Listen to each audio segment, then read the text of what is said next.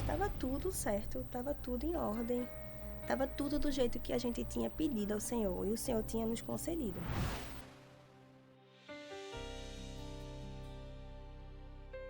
Mas a única frase que ficou na minha mente foi carcinoma mamário invasivo grau 3.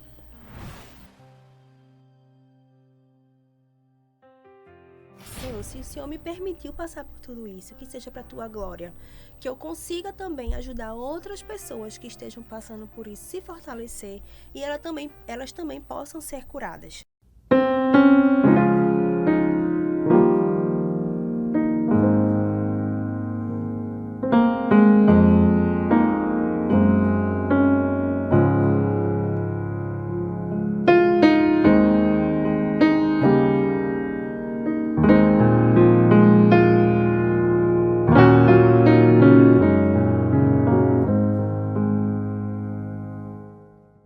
Olá, queridos e queridos, estamos em mais um podcast no Testemunhos que Edificam e gostaríamos de aproveitar e convidar você que ainda não é inscrito no nosso canal no YouTube Maranata Cast, isso mesmo, tudo junto, tá? Maranata, C-A-S-T, Cast, Maranata Cast, tudo junto, você pode ir lá se inscrever para acompanhar todos os testemunhos. O Maranata em Foco, bate-papo em família, e tem sido bênção para a glória de Deus. E também você pode estar nos acompanhando na página do Instagram, isso mesmo, maranata.cast. Lá na página do Instagram é maranata.cast e no nosso canal no YouTube, tudo junto, MaranataCast, você vai poder estar acompanhando todos os testemunhos que nós estaremos aqui entrevistando as nossas queridas e os queridos irmãos que vão passar por aqui contando as suas experiências. E hoje nós vamos estar conversando com uma das nossas convidadas que estará trazendo para nós uma experiência que talvez você esteja passando por ela inicialmente agora, ou talvez você esteja no caminho desse percurso, ou talvez você passou, e eu tenho certeza que o testemunho dela vai trazer algo muito edificante para nós nessa tarde. Ela que está aqui conosco, Rafaela Santana, e logo após a maternidade, ela vai descobrir algo que com certeza abalaria e abala qualquer estrutura de qualquer mãe, de qualquer esposa, de qualquer mulher, pois logo após a sua maternidade, aos 4 meses, ela vai descobrir uma enfermidade, mas hoje nós vamos tratar sobre esse assunto e nada mais do que ela para falar bem melhor. Já estávamos aqui conversando um pouco e eu tenho certeza que você vai receber muito de Deus. Ela é a esposa do nosso querido irmão Mário, ela é mãe de 2 filhos, né? A mãe do Lucas, que hoje tem 2 anos, Sim.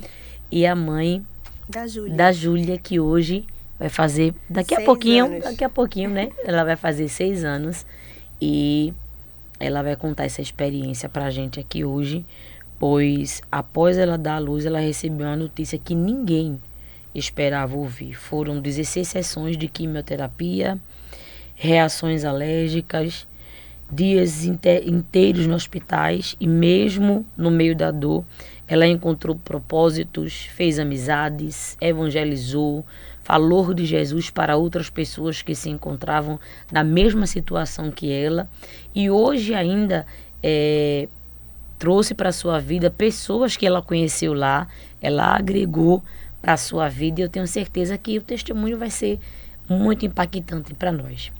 Paz do Senhor, Rafaela Santana. Amém, missionário. Eu estou muito feliz de estar aqui para falar do amor de Deus, não é? Que bom. Não é sobre mim, não é sobre o que passei, assim, exatamente, mas sim pelo amor de Deus, por tudo que Ele fez na minha vida. E sem Ele, eu não estaria aqui hoje.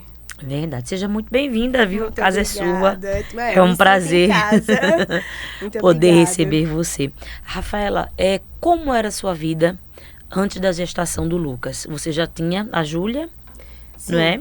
E antes de você ter o Lucas, antes do Lucas chegar, como era a sua vida normal, cotidiana, com o esposo, o irmão Mário, sua vida secular no trabalho? Conta um pouquinho pra gente poder entender melhor. Minha vida era totalmente normal. Eu sempre fui muito organizada, sempre fui uma pessoa que fazia minha rotina de exames anuais. Eu era sempre muito certinha com aquilo tudo, bem organizadinha.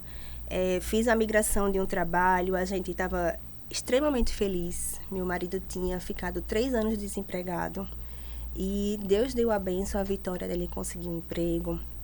Logo depois eu mudei de empresa porque eu voltei para a área que eu estava trabalhando antes. Então a gente estava naquele momento assim de, eu pedi ao Senhor e Ele me deu tudo aquilo, me concedeu tudo aquilo que eu pedi, né? Logo depois, em 2023, eu descobri uma gestação e a gente ficou extremamente feliz. A gente descobriu que era um menino. Então, eu tinha a Júlia lá por volta por 3 anos na época. Descobri a gestação do Lucas e foi uma gestação super tranquila, né? Até o final. No final, que eu fui para uma das últimas ultrassons, no dia 10 de janeiro de 2024, porque Lucas nasceu no dia 12. A médica informou que Lucas estava um pouquinho parado na barriga, que não estava do jeito que ela costumava ver, porque Sim. eu sempre fazia com a mesma médica. Eu era Sim. tão organizadinha com isso que eu fazia até com a mesma médica as ultrassons, para ela conhecer o histórico dele e tudo mais. Ela pediu para eu sair, tomar um cafezinho. Eu tomei o café para ver se Lucas se animava e nada de Lucas se animar. Ela fez: venha para mim amanhã, que eu quero ver você. Certo. Quando eu cheguei na clínica, eu disse: vim para a doutora tal. Essa não, ela não está aqui hoje. Ela fez: mas ela vem só para me ver. Ela disse. Aí as pessoas da recepção fez: nossa, se ela vem só para lhe ver, então é algo muito importante. E ela viu e o Lucas continuava parado. No outro dia, que era sexta-feira, dia 12, eu disse: eu preciso ir para a maternidade. Eu só vou sair da maternidade quando eles disserem que está tudo bem com o meu bebê. Quando eu cheguei na maternidade, eles viram que o coração de Lucas estava quase uma linha reta. E, por incrível que pareça, eu estava calma, assim, porque eu estava muito confiante no Senhor, porque o Senhor tinha me feito chegar até ali. Eu ia ter meu bebê nas minhas mãos. Eu estava muito confiante nisso. E Lucas nasceu naquele dia 12. Lucas precisou de assistência de UTI. Então, a gente passou 8 dias no hospital, assim, depois que Lucas nasceu. E nesse meio termo, eu precisava descer para o banco de leite para fazer toda a massagem, porque Lucas tinha nascido um pouquinho antes, e entregar o leitinho para Lucas lá na UTI. Lucas teve umas reações alérgicas, então se pensou que o meu leite seria o melhor para ele naquele momento, até para ele ficar mais forte, para ele poder sair da UTI com mais facilidade. E fui. Quando eu desci, a gente fazia alguns exercícios assim na mama para que o leite saísse. E num desses exercícios, eu palpei um nódulo na minha mama direita e pensei: se alguma enfermeira vê também, eu vou procurar saber. Se não, é leite. Certo. E assim passou. Lucas saiu da UTI, a gente foi para casa muito feliz. Estava tudo certo, estava tudo em ordem. Estava tudo do jeito que a gente tinha pedido ao Senhor e o Senhor tinha nos concedido. Certo dia eu estava no sofá, distraída em casa, assistindo televisão, e eu escutei a voz do Senhor dizendo assim: toca. Quando eu toquei, eu senti novamente o nódulo. Eu disse: não é leite. Porque já se passaram muito tempo, já se passou 4 meses, né? Porque foi em abril que eu senti ele novamente, já se passaram 4 meses. E como eu sempre fui muito organizada de exames, mas eu tinha medo sempre de descobrir algo Com certeza. tão grandioso, né? Inclusive, eu estava numa palestra lá no trabalho, eles faziam palestras. Outubro Rosa, Novembro Azul, e todas essas eu estava lá. Em uma delas eu estava sentada e grávida, ouvindo a médica falar que 1 em cada 9 mulheres você vai conhecer alguém que tem um câncer, ou você vai ter um câncer. E eu olhava ao redor da sala e dizia: não, com a gente aqui não. É possível que vai acontecer isso com a gente. E ela foi dando as características. Mulheres mais velhas, que tem que fazer a prevenção, Sim, né, sim. e tudo mais, que amamentou, o risco diminui, que faz exercício físico, que o risco diminui. Então, eu fui dando check em tudo. Assim, nossa, com os meus check aqui, tá tudo certo. Então, pelo que eu tô vendo pelo aqui, que eu tô vendo aqui, eu tô fora da linha. tô fora dessa realidade. Sim. Agora, né? Mas eu acredito que naquele momento eu já estava com câncer. Né? Mas por que você acredita nisso? Porque quando eu descobri, eu já estava com metástase local. Então, ele já estava maior Do que o normal. Assim, de se descobrir no Sim, início. sim. Como eu tinha feito minha revisão de exames 1 ano atrás da gestação, descobri a gestação, meus olhos se voltaram apenas para a gestação. Então, fazer todo o pré-natal da gestação foi para onde meus olhos se voltaram. O que os olhos de qualquer mulher se voltam quando ela está gestante. Focar na gestação. Focar na gestação. Não tem outros exames que não passem por os exames que são da gestação. Sim. Né? E depois, revendo tudo, depois de dar o check e tudo lá, que eu pensei que não ia acontecer comigo, mas aconteceu.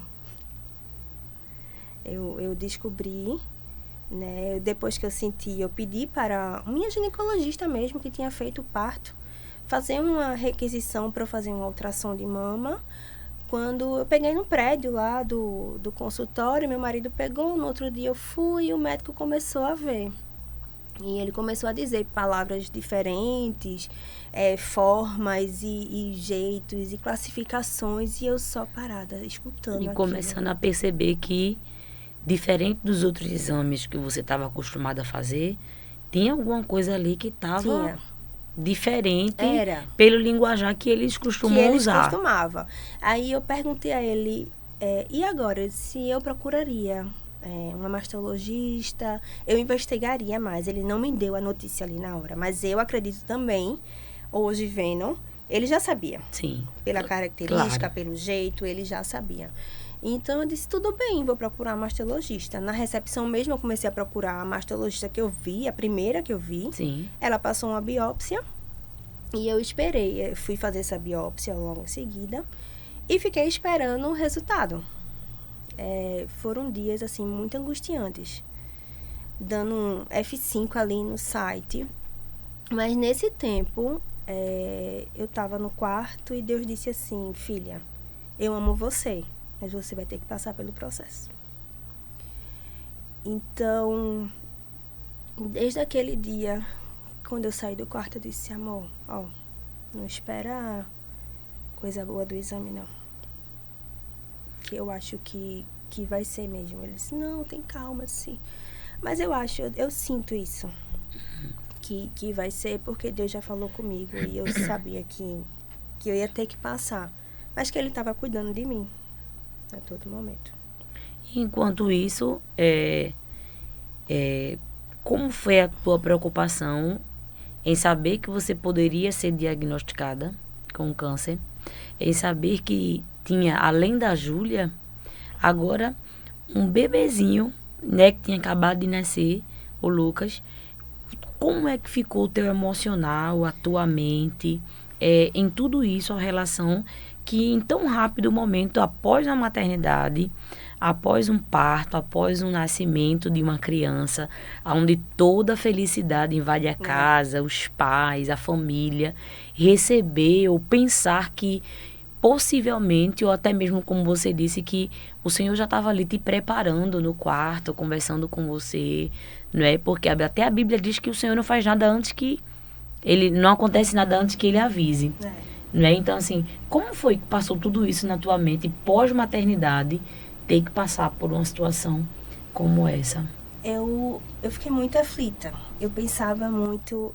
Eu sempre penso, eu não penso muito em mim, assim. Morrer é lucro, tá com Cristo. Eu pensava na minha filha. Às vezes eu pensava nos momentos da escola, como é que ia ser no Dia das Mães. Eu pensava muito no meu marido, porque ele perdeu um pai muito cedo para o câncer. E eu dizia, Senhor, por favor. A esposa também não, assim. Eu ficava pensando muito nisso nele. E enquanto eu estava dando um F5, No dia 6 de maio, que era aniversário da Júlia, de 4 anos, estava lá disponível. E eu abri o exame. Ele disse, não abre. Eu disse, eu vou abrir. Abri e era um exame, assim, cheio de informações, muitas coisas mesmo, assim. Mas a única frase que ficou na minha mente foi carcinoma mamário invasivo, grau 3.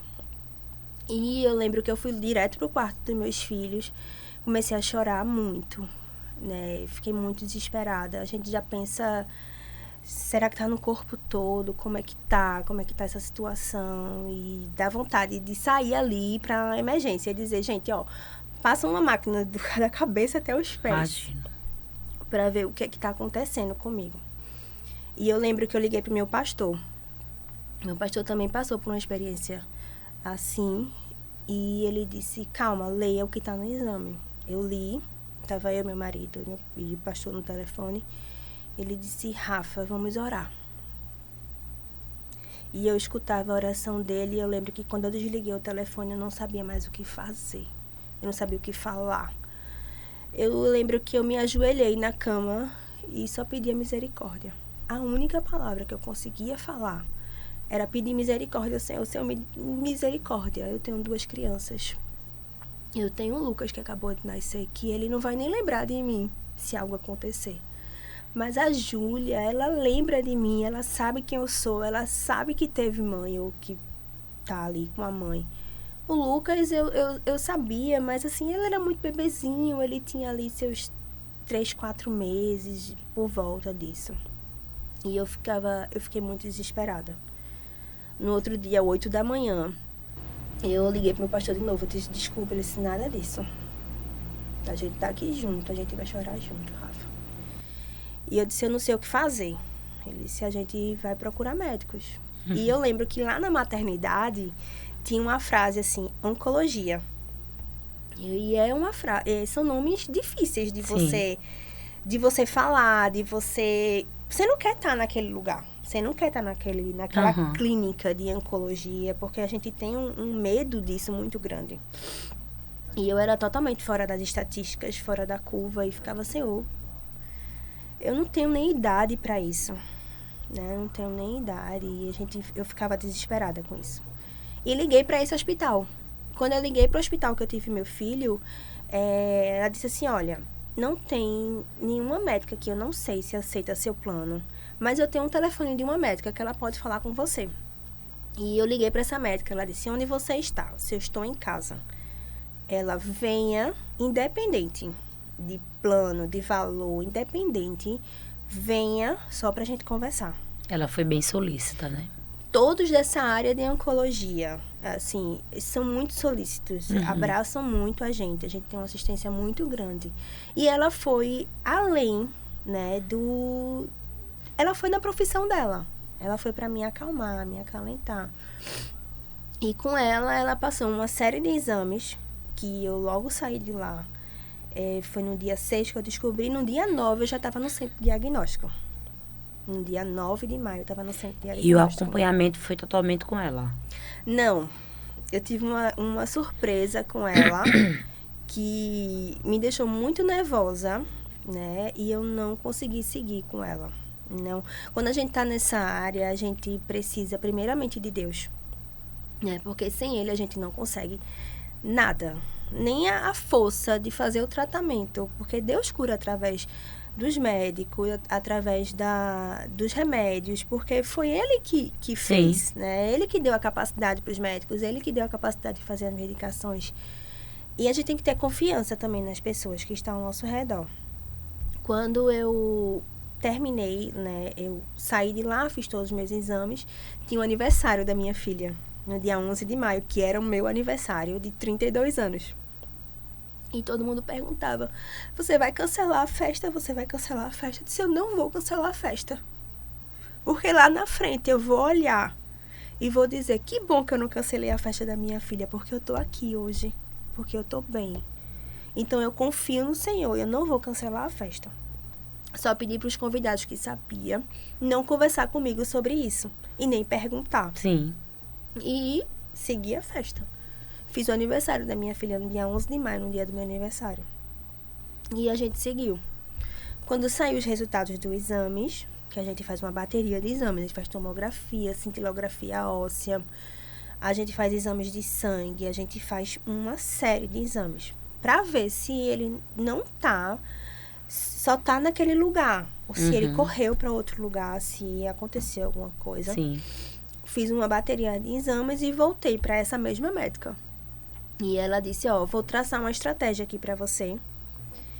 E a gente vai fazer primeiro uma cirurgia para retirada do nódulo, né? Retirada local do nódulo. Sessões de quimioterapia. A princípio vão ser 6 sessões. E sessões de radioterapia. E depois a gente vai ter algumas medicações que a gente vai tomar. E você vai tomar essa medicação por um bom tempo. Tudo bem. Fui para fazer a cirurgia 19 de junho. São dias e datas muito marcantes para mim. Por isso eu sei exatamente as datas. No dia 19 de junho, eu fui fazer a cirurgia. Uma médica também muito carinhosa, muito solícita comigo, fez toda a minha cirurgia. Mas eu tinha ouvido daquela primeira médica que ele estava só na mama. E que era muito pior quando ele subia para os linfonodos. Guardei essa informação. Quando eu estava no corredor do hospital, eu escuto um zum, zum, zum. É a que tirou os linfonodos. Eu disse, Senhor, estão falando de mim? Eu não acredito, porque a médica disse que era muito pior, né, que quem tirava os linfonodos. E eu cheguei para uma enfermeira e disse, vocês estão falando de mim? Ela disse, já deu tudo certo. Jesus já conduziu tudo. Se acalma. E eu voltei a dormir. Quando eu voltei pro quarto, eu perguntei à doutora. Ela disse, olha, quando a gente abriu, a gente fez a retirada do nódulo que estava na mama e a gente faz a testagem dos linfonodos. Lá na hora da cirurgia, fica uma pessoa que faz essa testagem. Só um minuto.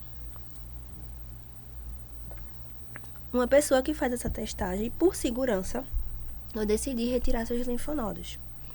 Os linfonodos do braço direito, ele é responsável por fazer a drenagem do líquido que fica no braço e pelas defesas também. Eu disse, mas doutora, eu ouvi que era muito pior. Ela disse, Rafa, você tá curada. Glória a Deus. Você não vai voltar pra cá. Você não vai voltar pra essa sala de cirurgia. Você não vai voltar.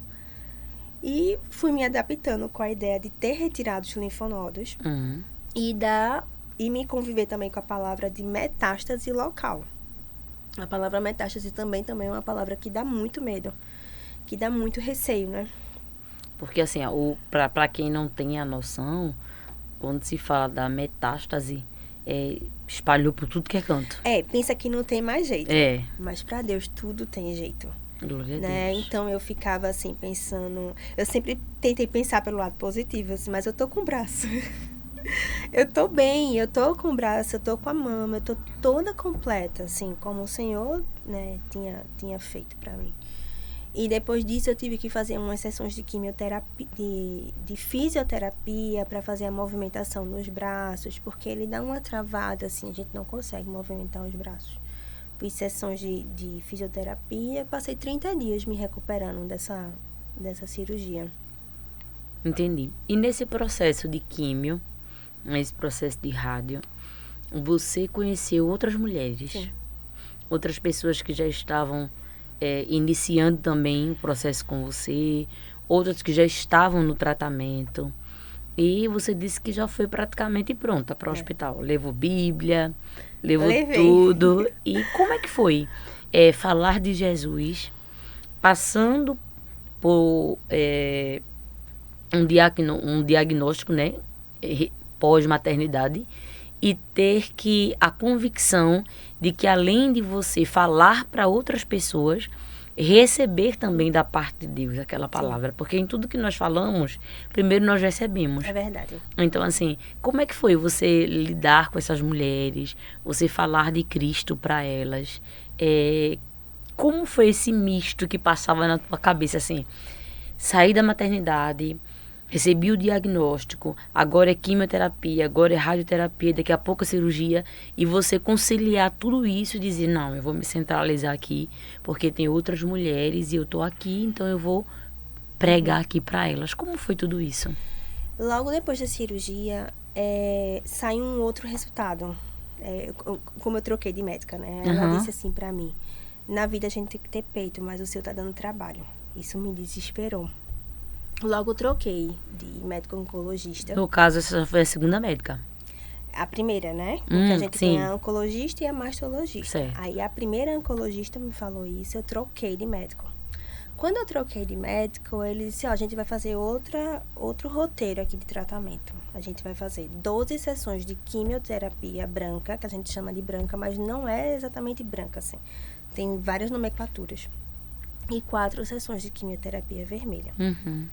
O meu maior medo era uma touca que tinha lá, que dizia que congelava o couro cabeludo, e eu tinha muito medo. E nesse primeiro dia eu fui já preparada. Eu levei minha Bíblia, eu levei cobertor, eu levei água, eu levei comida e fiquei lá. Nesse primeiro dia eu fiquei um pouco afastada das pessoas que estavam naquele cenário. Até mesmo para poder entender, né? Era, para entender. O ambiente. Eu estava num ambiente mais agitado, assim. Eu estava numa parte de ambientes mais agitados, que era logo na entrada, assim, na passagem. E muitas pessoas vêm falar com a gente para dizer da medicação, as reações e tudo mais. E naquele dia eu disse, não, eu consigo. Eu vou conseguir e tudo mais.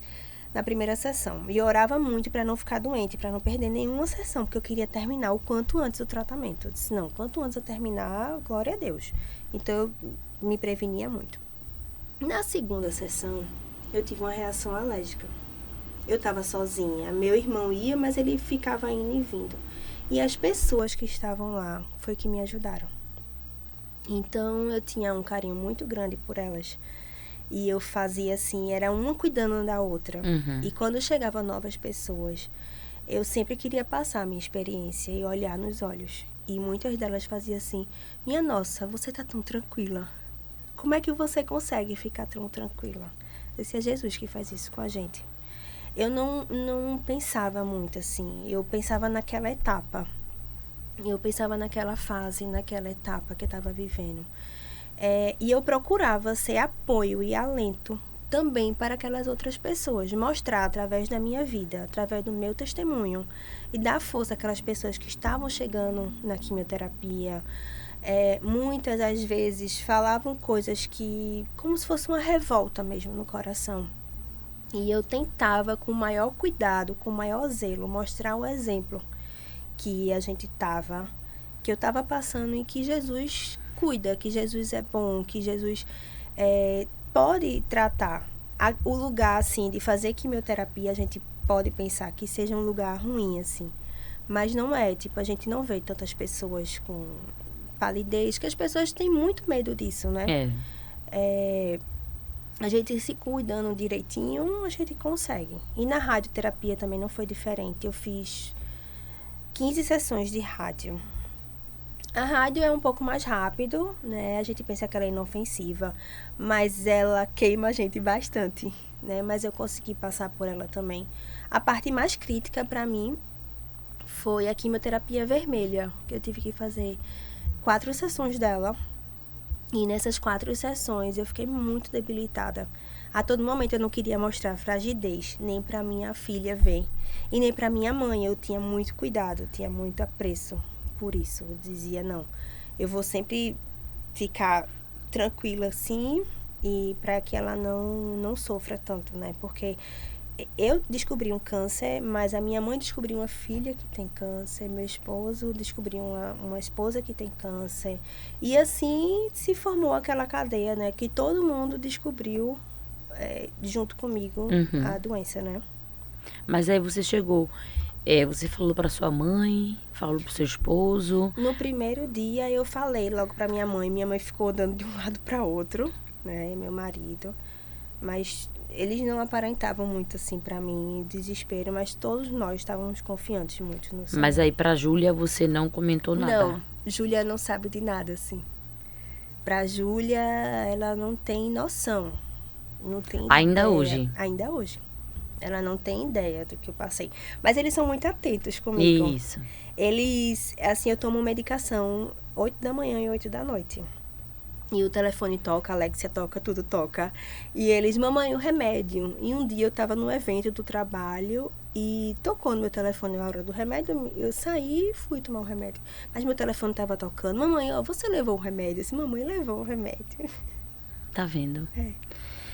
E passou assim na tua mente, assim, algum momento em que você disse assim, embora você esteja ali muito confiante, as pessoas dizendo que você, nossa, não acredito que você está tão firme, tão confiante diante de um quadro como esse, e eu vendo outra desestabilizada, passou na sua mente assim, uma hora que você, sozinha com Deus, e você teve algum medo de dizer assim, e se eu não conseguir vencer?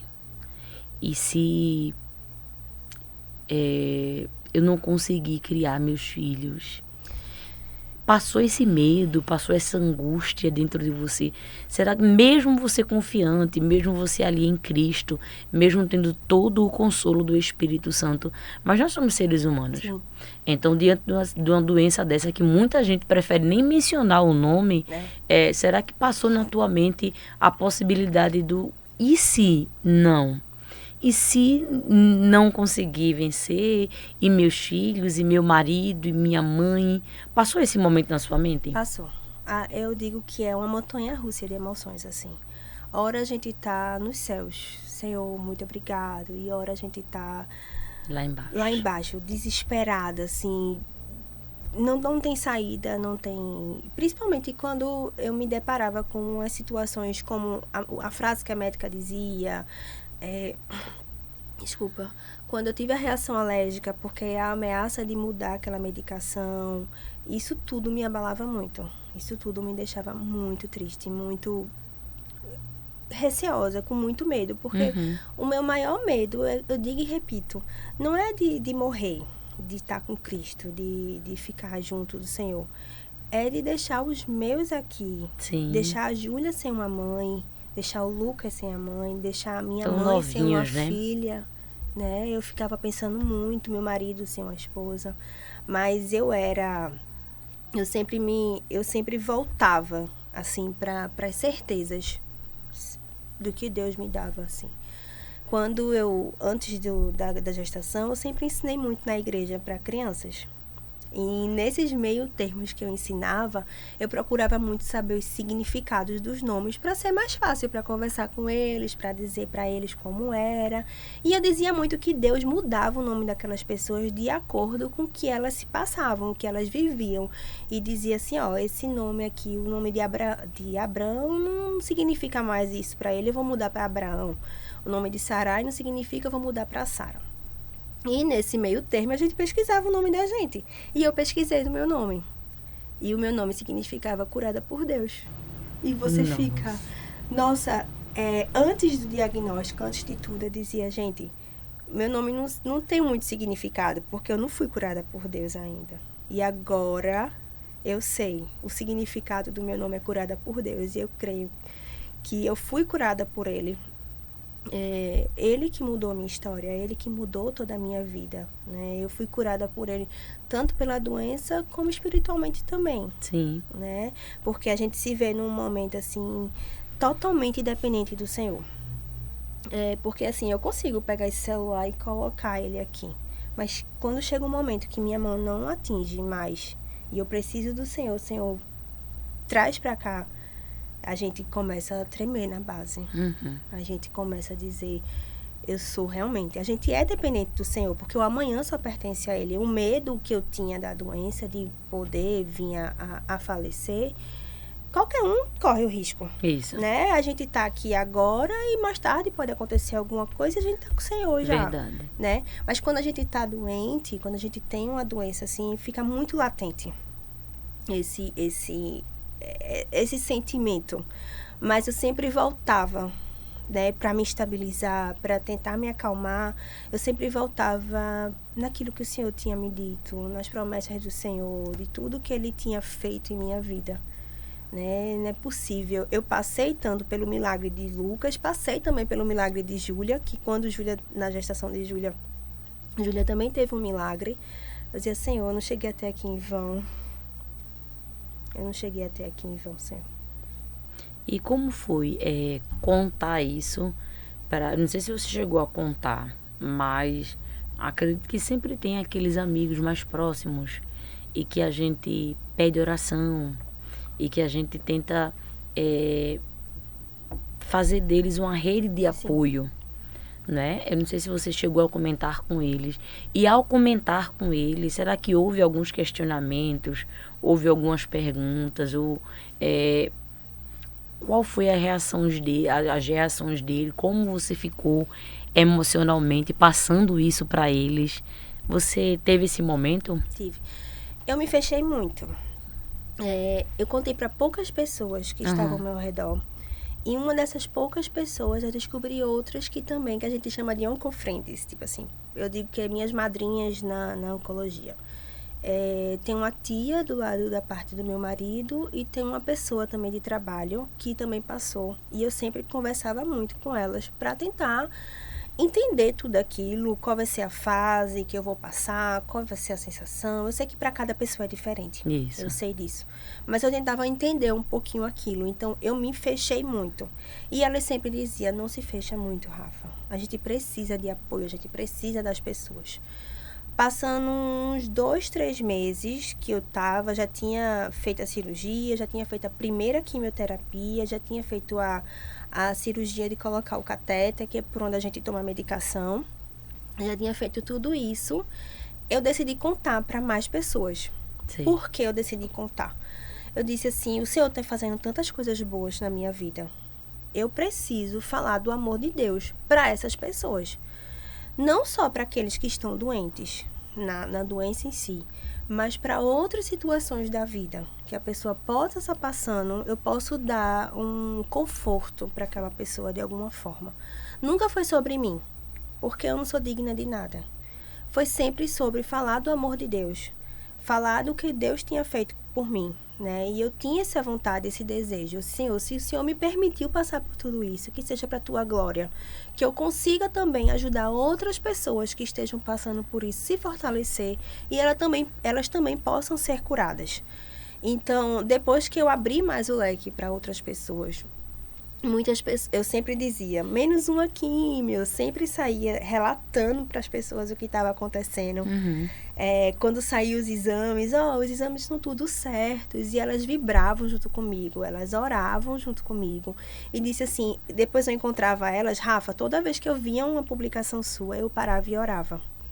E muitas outras diziam, Rafa, como você é forte, assim, não, eu só era forte no Senhor, eu dizia, gente, eu sou forte no Senhor, eu não consigo essa força, eu não sei. Só pode vir do Senhor. Com certeza. Eu não sei de onde vem, porque nem no meu maior pesadelo eu podia imaginar passar por isso. Tão nova, assim, tão recente, totalmente fora das estatísticas, né? Pós-gestação, eu agradeço, assim, ao Senhor por não ter descoberto na gestação, porque eu acho que seria um misto de emoções muito mais fortes. Com certeza. Né? Mesmo em meio ao caos, o Senhor não perde o controle da situação. O Senhor está com a gente em todo momento. Ele vem cuidando da gente em cada etapa. Às vezes a gente nem percebe, a gente está acostumado, né, com aquilo. Mas o Senhor, Ele vem cuidando de mim. Ele cuidou desde o início, assim. Me colocou no lugar, mostrou os médicos. E depois eu paro e penso, o Senhor arrumou toda a casa, né, para que eu pudesse passar por isso. Passar bem, passar junto com o Senhor me deu toda essa assistência, né, que só pode vir dele. Com certeza. Você mencionou, Rafa, que passava longas horas no hospital, né, devido ao tratamento. O que sustentava você nessas horas, nesse dia? Exemplo, amanhã é o dia que eu vou ter que ir para tomar mais uma químio, ou amanhã é o dia da rádio, terapia. Então, o que era que te sustentava a passar tantas horas, praticamente quase o dia inteiro ali? O que era que te sustentava ali? O que era que te motivava a não desistir, a buscar a cura, a ter mais fé em Deus e a crer que você sairia daquele hospital ou receberia os resultados dos exames dizendo que você estava totalmente curada? Eu vivia muito, assim, no automático. Eu fazia uma planilhazinha. Eu sabia que a quimio era toda quarta-feira. Mas eu tinha uma planilha e botava lá, primeira quimio, segunda quimio. Eu preparava a minha marmitinha, preparava meu almoço, porque eu sabia que eu ia passar o dia todo lá. Meu marido me levava lá para o hospital. Minha sogra passava o dia inteiro lá comigo, por conta das reações alérgicas. Aí eles não deixaram eu ir mais só. Eu sempre queria muito ficar só, para não incomodar ninguém, para não tirar ninguém da sua rotina. Eu ficava com esse receio das pessoas, tirar ela da rotina dela. Eu disse, não, eu vou tentar fazer só, mas realmente eu não estava conseguindo, não conseguia, por conta das reações que eu tive, né? E a gente espera muito pela última quimio. É algo que você fica... A gente espera muito para a 14ª quimio. E as pessoas que estão lá também, as enfermeiras, elas vibram junto com a gente para essa última quimio. Então, o que me motivava era a minha família. Eu tentava fazer a minha vida o mais normal possível. Eu trabalhava nos dias que eu podia trabalhar, eu fazia tudo o que eu podia fazer, eu ia para a igreja nos dias que eu conseguia. Eu tentava o máximo que eu pudesse fazer. Eu não queria mudar minha rotina. Eu fazia caminhada, eu só não ia para academia porque era ambiente fechado. Eu tentava não ir para não ter nenhuma intercorrência e adoecer e não fazer a quimio. Mas, assim, uma frase que o meu médico falava, ele dizia assim: minha nossa, eu vejo teus exames, Rafa, e é uma pessoa normal. Os exames, eles não falam que é uma pessoa que está em tratamento assim. Toda vez que eu vejo seus exames, que eram exames de sangue que a gente fazia, toda terça-feira eu fazia um exame de sangue para na quarta-feira fazer a quimioterapia. Ele dizia, são exames de pessoas normais, e aqui confunde qualquer médico. Se eu mandar para outro médico que não seja da área da oncologia, ele vai dizer que tá tudo bem. Era Deus que fazia isso, porque a gente não entendia o porquê dos exames estar tão excelente, assim. Até hoje ele fala assim, você é uma das minhas melhores pacientes, assim, que se dá mais bem com as medicações, que tá tudo andando bem certinho. Vou colocar você aqui como coach do meu lado, porque tem muita gente que chega aqui reclamando, tem muita gente que chega sem ânimo, sem vida e tudo mais. Eu fiz, calma, que não é bem assim. A gente tem nossos momentos difíceis, né? De medo, aflições, porque a gente é humano, é normal. Claro. Mas a gente tenta olhar pelo lado bom de tudo, né? Mas assim, você falou sobre o seu trabalho, falou sobre a igreja. Aí eu vou aproveitar e te fazer uma pergunta. No seu trabalho secular, na igreja, você também teve rede de apoio de pessoas que lhe ajudavam, estavam ali com você sempre para dar uma palavra de motivação, de esperança? Você encontrou no trabalho e tanto também na igreja essas pessoas para lhe ajudarem também? Sim, no trabalho praticamente todo mundo já sabia, né? Porque o trabalho é algo mais próximo, dia a dia, né? Dia a dia. E eu tive total apoio deles, né? Que bom. O tempo que eu podia, que quisesse ficar em casa, eu ficava. Tive total apoio de todos eles lá no trabalho. Já na igreja, é como eu disse, eu me fechei mais. Eu não falei para todos, não falei para todo mundo, mas as pessoas que estavam mais próximas a mim, elas sim sabiam, né? E sempre perguntava por mim, sempre dizia, Rafa, graças a Deus, você não parece. Sempre todo mundo falava que não parecia que estava em tratamento, né? Eu digo até pro pessoal, se eu ficasse calada, eu conseguia passar por todo o tratamento tranquila. Mas eu só não fiquei calada para mostrar a glória de Deus. Sim. É a única forma que não me cala, que eu não fico refém daquilo de ficar ou com medo, porque eu tinha medo às vezes das pessoas olharem para mim e pensar assim, nossa, tão nova, né? Vai morrer. As pessoas olhar com aquele olhar de uma palavra que a gente não deve usar, mas assim, de compaixão, de Era pena, isso. dizer, nossa, acabou de sair da maternidade com um É. bebezinho, uma filha pequena, um esposo, um casal tão jovem. Pois Então é. você tinha todo o receio por conta disso. Eu tinha todo o receio disso e tinha receio pela minha filha também, das pessoas também olharem para ela e dizer, nossa, a mãe dela, né? Mas eu tive apoio dessas pessoas, até na escola dela também. Eu contava para algumas professoras, porque eu dizia para elas, ó, gente, o ritmo não é mais o mesmo, eu não consigo mais fazer aquilo que eu fazia antes. Eu peço a vocês calma e paciência. E sempre quando eu Sim. passo por elas, elas perguntam como vai, se estava tudo bem. E graças a Deus, continuamos bem. Graças a Deus. Em algum momento, idas e vindas aos hospitais, semanalmente, como você disse, todas as terças-feiras tinha que fazer aquela rotina de bateria de exame. Aí na quarta tinha a químio ou a radioterapia. Era só a químio. Só a químio. Né? Aí, algum momento desses, chegou uma hora em que você disse assim, nossa, eu sei que é uma montanha russa, mas também existe aqueles dias que a gente diz assim, eu não quero nem encontrar com uma formiga no meio do caminho porque eu não tô legal.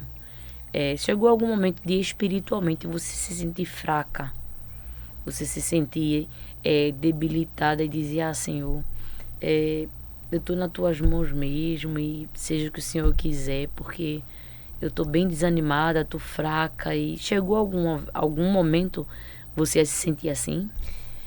Quando eu terminei todo o tratamento, né, eu vivia muito no automático, como eu dizia. Quando eu terminei todo o meu tratamento, vem um medo, porque a gente pensa que as medicações vai blindar todo o corpo da gente, que a gente não vai mais precisar, né? E sem Passar a medicação, possa ser que abra as portas, né, pelo aquilo. E começou a rotina de exames, né? E eu me peguei em uma dessas rotinas de exames no carro, orando ao Senhor, dizendo assim, Senhor, eu quero muito que os exames dê tudo certo, dê tudo bem.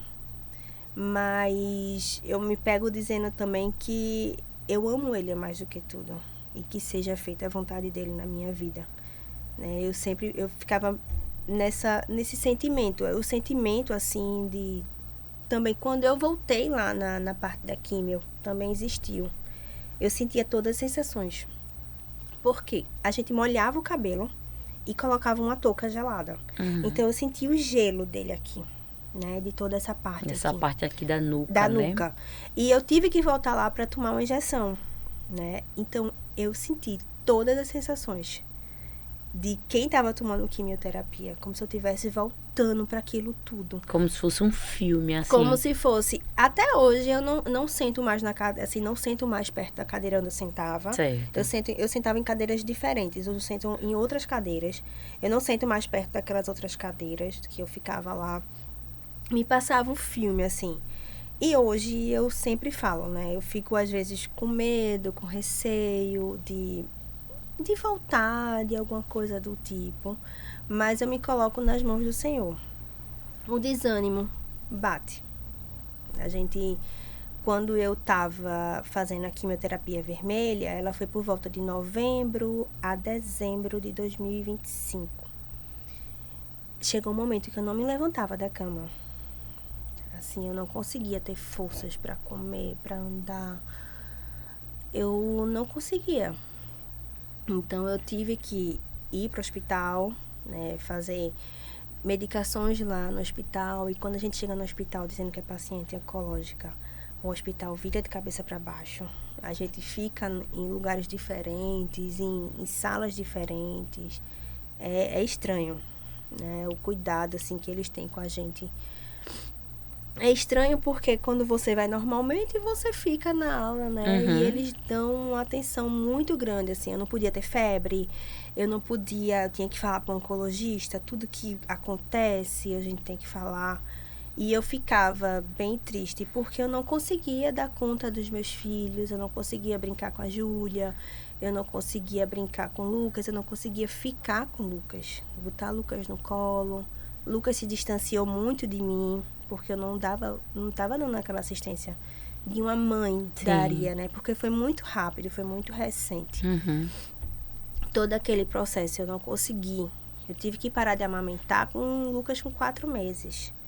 Eu tomei remédio para parar de amamentar, porque eu não podia ir para o bloco cirúrgico com leite. E eu lembro da cena do último dia, assim, que eu amamentei ele. O quarto mais escurinho. Eu disse que eu tinha planejado todo o quarto para amamentar ele. E eu parei de amamentar e disse, filho, é o último dia que mamãe vai te amamentar. Mamãe não vai mais poder te amamentar.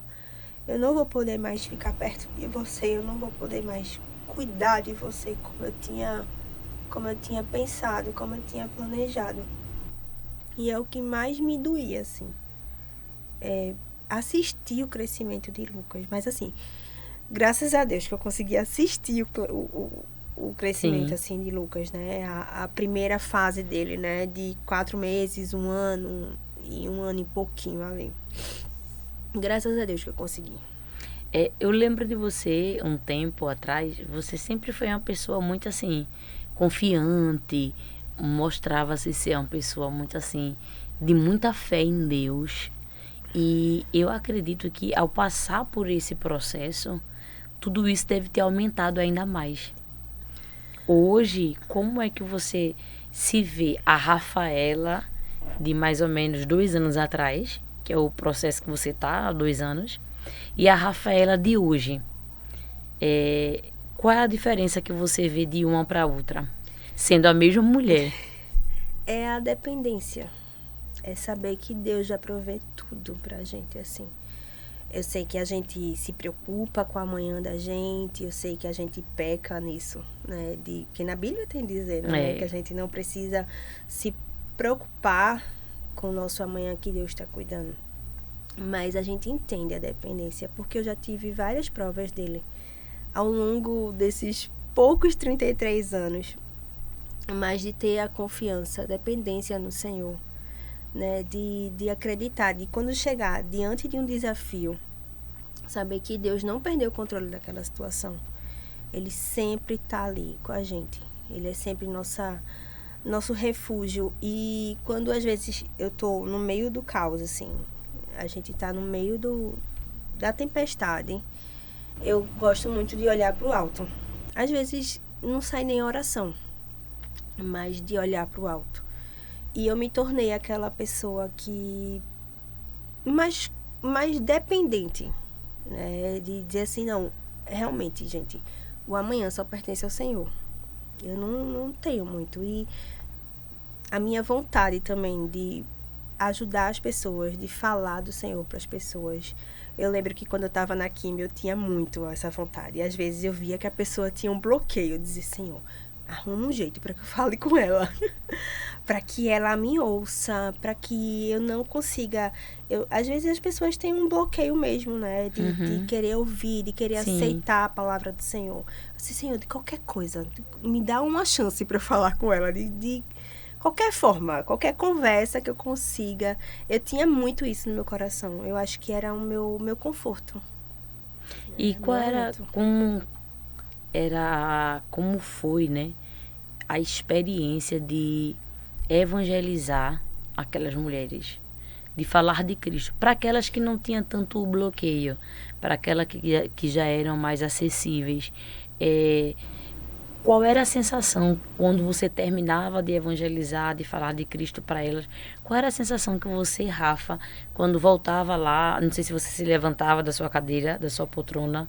Pouco. A gente se levanta junto com as enfermeiras, né? Porque a gente não deixa de ficar com a medicação. Certo, sim. Se a gente for só para ir ao toalete e voltar. Então, esse evangelismo era sentada na cadeira? Era sentada e com poucas, porque onde eu ficava eu só tinha 4. Ah, tá. Eu só tinha a minha e mais 3. Certo. Então, eu sempre pegava as do lado, sim, né? Sim. As que estavam do lado ou as que estavam chegando. Sim.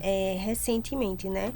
Eu lembro de uma que chegou também muito triste, muito cabisbaixo. E ela foi, a gente começou a cantar.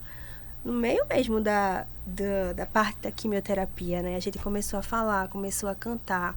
E ela ficou mais tranquila, né? bom. E eu dizia para ela, a gente aqui, a gente compartilha, até lanche, a gente tá aqui junto, a gente pode ficar tranquila, pode cantar. Então a gente conseguia fazer essa interação até para tornar um pouco mais leve, né? Aquele ambiente. Às vezes eu pedia para ligar uma TV, para colocar alguma coisa na TV, para as meninas poderem se sentirem mais alegres, né? Mais confiantes e tudo mais. O que Deus te ensinou, Rafa, nesse período desse processo pós-maternidade, ao descobrir, ao sentir o nódulo, dali por diante, o que foi que Deus te ensinou nesse processo? Foi muito avassalador para mim, sabe? Foi um 2024 de muitas descobertas. Muitas coisas, assim, que eu não consegui, eu acho que, assimilar tudo daquele período, daquele coisa. Deus continuou me dizendo que tá comigo, que me ama também, não só a mim, mas como outras pessoas que podem estar passando por esse processo. Eu digo que não desistam, né? Que pode confiar, que o Senhor é capaz de cessar a dor, de acalmar o coração. Às vezes até para dormir eu não conseguia dormir. E eu orava, Senhor, eu sei que eu estou nas tuas mãos. Então me dá uma noite tranquila, me dá uma noite de sono tranquila. Porque a medicação também mexe muito com a gente. Então, era isso. Você tem medo ainda de uma possível recidiva? Ainda existe isso? Tenho. A cada momento que eu faço as revisões, eu tenho medo de ter essa recidiva. Mas, como eu disse, eu sempre volto para aquilo que me traz esperança. Eu sempre volto para as palavras do Senhor.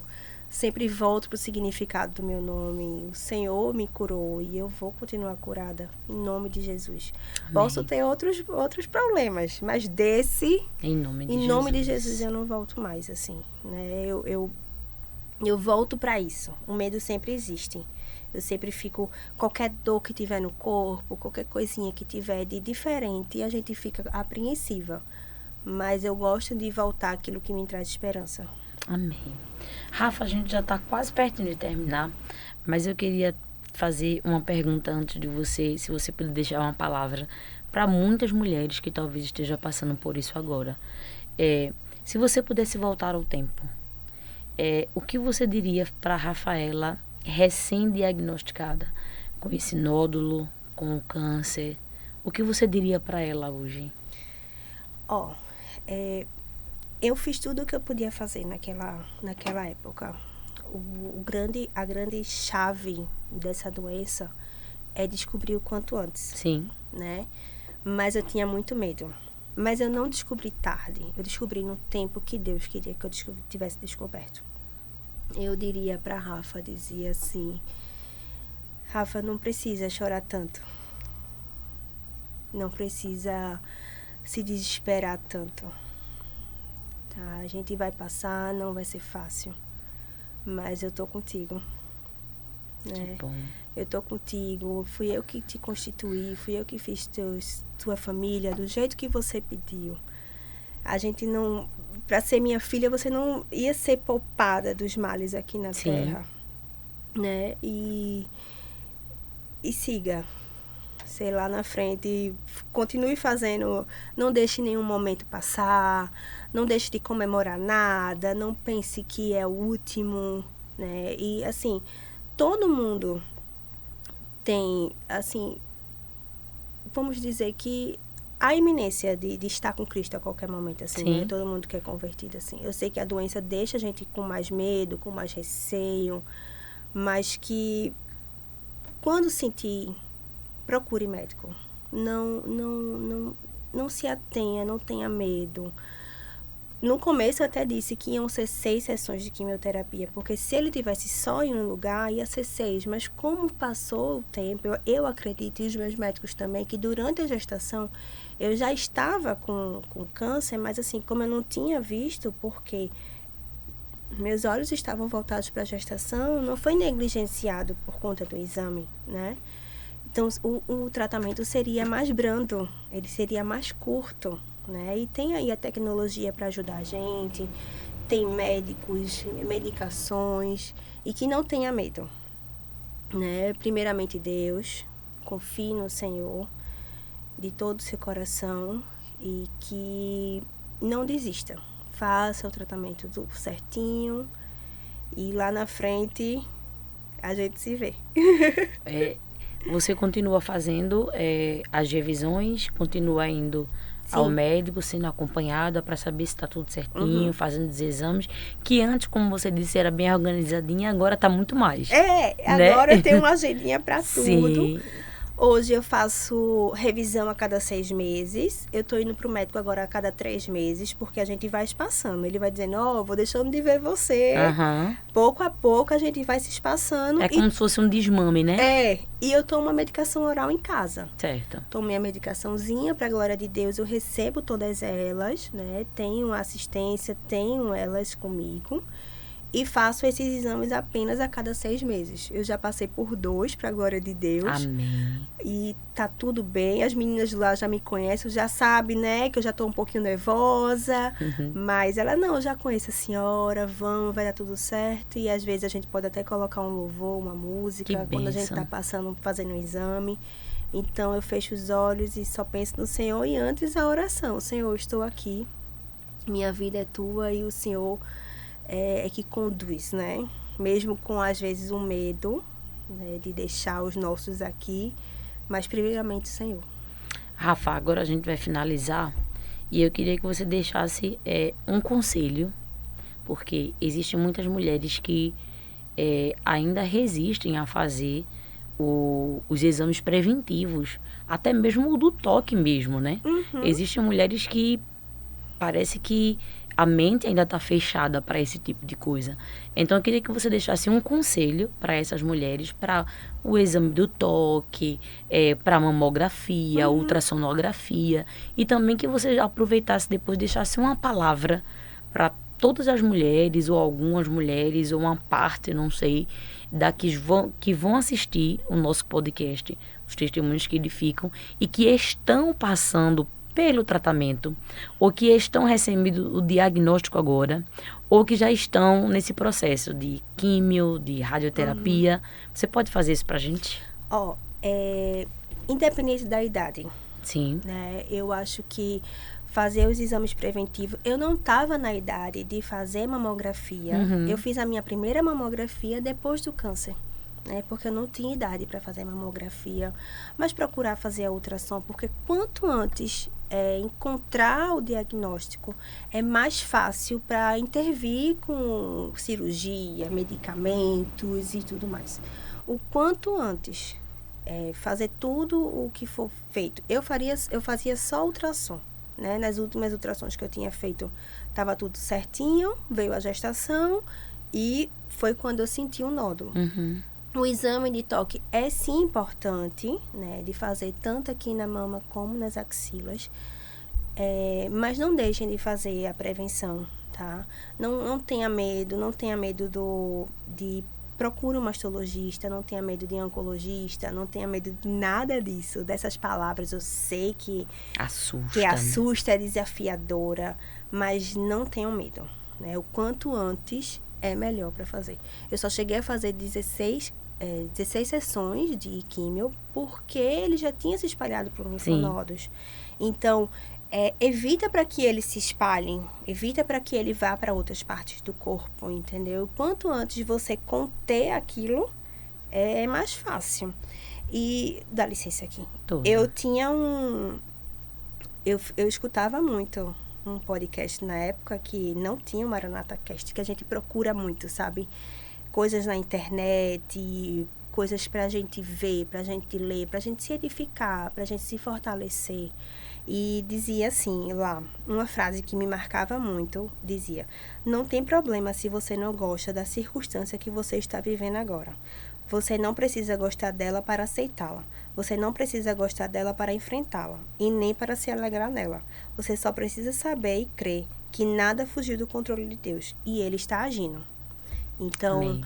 a gente ficava assim, nossa, eu tenho que estar feliz. Não, você tem a alegria do Senhor, mas você não precisa gostar dessa situação ou esperar essa situação passar para fazer alguma coisa, para falar com alguém, para falar do Senhor. Eu só vou começar a voltar a frequentar alguma coisa quando isso passar. Não. Deus está no controle da situação, independente se ela é boa ou se ela é ruim. E o meu conselho é: faça as revisões o quanto antes. Sentiu? Vá ver. E nem todo nódulo é um câncer. Isso. Né? Nem todo nódulo é um câncer. Se tiver lá, corre atrás e vai dar tudo certo, em nome de Jesus. Amém. Rafa, foi um prazer poder estar entrevistando você. Ficamos muito felizes em saber que as mãos do Senhor estão estendidas sobre a sua vida e que já fazem aí 2 revisões, que graças a Deus está tudo ok. E nós cremos que, como você pesquisou, né, seu nome é o Senhor que cura, né? É verdade. Então, nós cremos que você já está curada pelo Senhor. Amém. E os demais exames, as demais revisões, com certeza não dará nada, porque tudo isso é fruto de grandes testemunhos, que não só aqui no podcast, no Maranata Cast, mas outros lugares, outras congregações, outras palestras, outras mulheres que você encontrar, você vai ter um testemunho maior para poder dizer assim: olha, um dia eu passei, mas o Senhor me curou e eu estou de posse de vitória, e você também vai passar. Eu queria muito ter ouvido isso lá. Eu queria muito que tivesse o Maranata Cast com uma pessoa falando da minha idade, ou próxima a mim, dizer, o lado de cá existe. Te acalma, te aquieta. Amém. Que Deus pode curar. Glória a Deus. Foi um Amém. prazer, viu, querida? Igualmente. Que Deus continue abençoando você e sua família. E para você, querida irmã, querido irmão, você que está nos assistindo, né, que vai ouvir esse testemunho, tenha fé, confiança de que Deus, Ele ainda cura. Deus ainda é Deus de milagre. Tudo isso está sendo para ser gerado um milagre na sua vida e vocês testemunhar e dizer: o Senhor fez e eu estou de posse de vitória. Que Deus abençoe você, em nome de Jesus.